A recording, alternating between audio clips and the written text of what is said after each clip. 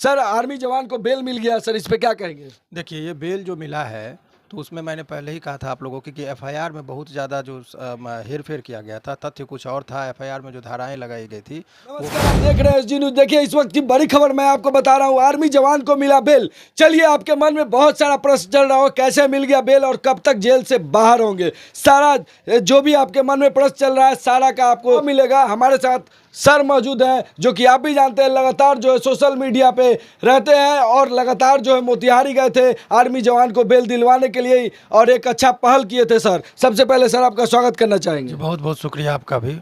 Sir army जवान को bell मिल गया सर, इस पे क्या कहेंगे? देखिए, ये बेल जो मिला है तो उसमें मैंने पहले ही कहा था आप लोगों की कि एफआईआर में बहुत ज़्यादा जो हेरफेर किया गया था। तथ्य कुछ और था, एफआईआर में जो धाराएं लगाई गई थी वो गलत तरीके से लगाया गया था। इस बात से माननीय न्यायालय को अवगत कराया गया और जो तमाम जो वकील साहब जो भी इसमें तथ्य रखते हैं तो वो उसी आधार पर जो है।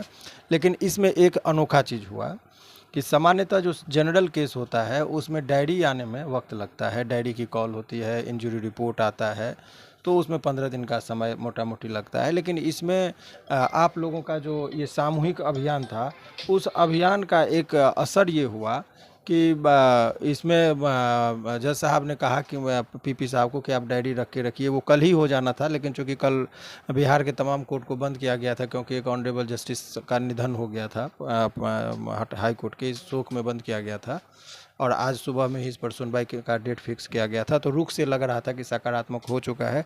दरअसल ये इतना जल्दी बेल मिला है, इसमें आप तमाम मीडिया कर्मियों का बहुत अहम योगदान है और जो हिंदुस्तान की आवाम है उसने काफ़ी इस पर अपना एक सिंपैथी दिखाया था, एक आंदोलन चलाया और तथ्यों को वीडियो के माध्यम से जो वहाँ पर रखा गया था उसमें जो एफआईआर में बातें लिखी गई थी उसमें और जो धाराएं लगाई गई थी उसमें सभी बातों में अंतर था, जिस वजह से जो है सो बेल मिला है। सर लेकिन इसमें आपका भी बहुत योगदान रहा, क्योंकि आप पटना कोर्ट से लेकर वहां जाकर मोतिहारी कोर्ट तक आपने जो बातचीत किया और उसमें बहुत सारा असर पड़ा है। सर सोशल मीडिया पे लोग लगातार कमेंट कर रहे हैं। देखिए, सवाल ये है कि यहाँ पर हम या आपका भी कोई कम योगदान नहीं। आपने लगातार इस पर कवरेज बनाया, लोगों को एक एक चीज़ से अवगत, चूँकि देखिए जनता से बढ़कर कुछ नहीं होता है, लोगों का दुआ में बहुत ताकत होती है। कोर्ट में सामान्य प्रक्रिया में इसमें मुझे चिंता इस बात की थी कि कहीं होली की छुट्टी जो हो रही है तो छुट्टी के बाद यदि ये होता तो बहुत लंबा दिनों तक इनको रहना पड़ जाता। लेकिन इसका जो बातें मैंने कहा था कि धारा का जो व्याख्या किया था 333 लगने का कोई स्कोप ही नहीं था।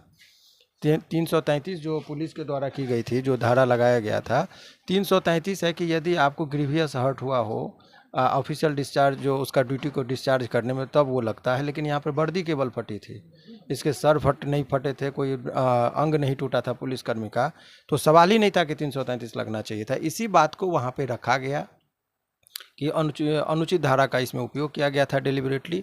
इस बात से अब जो जहाँ तक बहुत सारे लोग जानना ये चाह रहे हैं कि आखिर वो जवान निकलेंगे कैसे, उस बिंदु पर स्पष्ट समझिए कि एक दो बात और जान लीजिए कि बेल हो जाने के बाद बेल बॉन्ड भराता है, बेलर जो है सो रखा जाता है, जिस शर्त पर बेल दिया जाता है, तो वो प्रक्रिया में भी समय लगती है जनरली। वो फिर रिलीज ऑर्डर बनता है, वो जेल पर जाता है, वहाँ से फिर निकलते हैं, ये प्रक्रियाएं होती है।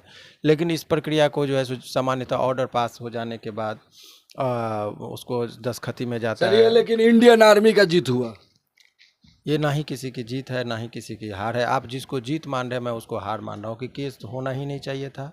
केस यदि हुआ, इतना 7 दिन यदि उनको जेल में रहना पड़ा तो ये जीत कैसा, ये तो अन्याय उनके साथ हुआ। तो ये इसको जीत का जश्न नहीं, हाँ उन पर केस हुआ है, ट्रायल में जाना पड़ेगा। तो इनसे बचने के लिए अब जो सेकंड स्टेज में जो इनको प्रयास करना चाहिए वो ये है कि उनको क्वेसिंग में आ जाना चाहिए कि हाई कोर्ट में आके उस एफआईआर को ही निरस्त करा दे, ताकि उनको तारीख पर नहीं जाना पड़े, ट्रायल फेस ना करना पड़े, तब जाके उसको लगेगा कि असली जीत हुई। ये बेल टेम्परेरी चीज़ होता है, वो परमानेंट। लेकिन एक सवाल और सर, एक सवाल और, जो बिहार पुलिस के जवान जो ये दरिंदगी दिखाए हैं, रोड सड़कों पर मारते हुए थाना ले गए हैं, उन पर भी मुकदमा होना चाहिए, उल्टा मुकदमा कौन करेगा? सवाल जो पीड़ित पक्ष है, अब तो आर्मी के जवान बाहर आ गए, अब उस पे उन पे निर्भर करता है ना। बहुत लोग का देखिए सवाल ये है कि वो मीडिया में जब तक जेल में रहते हैं तब तक वो बहुत अच्छी बात करते हैं, जैसे जेल से निकलेंगे लगेगा कौन इसको कोर्ट कचहरी के पचड़े में पड़ता है, अपना नौकरी देखेंगे, ये करेंगे, इसीलिए इस तरह के लोगों का मनोबल बढ़ जाता है। तो सवाल ये है कि इन लोगों को देखना चाहिए कि हम बच गए, निकल गए, तो और अन्य लोगों के साथ इस तरह का कभी कोई मनमानी ना करे।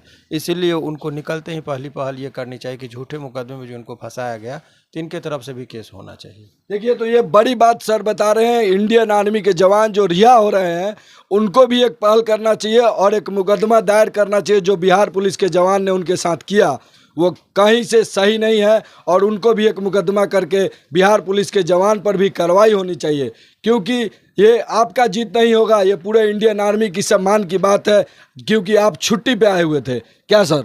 जी बिल्कुल बिल्कुल सही बोल रहे हैं। तो चलिए, आपको कैसा लगा हम लोग का प्रयास कमेंट में जरूर बताइएगा। और ये बहुत ही बड़ी खबर है कि आप लोग के मन में चल रहा था कि कब मिलेगा इंडियन आर्मी के जवान को बेल, तो बेल मिल चुका है। अब बस थोड़ी ही देर में आप लोग के सामने होंगे। अब होली सभी लोग खुशी खुशी मनाएंगे। लोगों को था कि होली आर्मी के जवान के साथ मनाए कि नहीं मनाए, तो ये एक रास्ता साफ बिल्कुल हो गया कि अब होली साथ साथ ही लोग मना सकते हैं। देखिए, तो होली अब साथ साथ मनेगा और हम लोग भी लगातार कवरेज करेंगे और हम लोग भी जाने का प्रयास करेंगे। जय हिंद।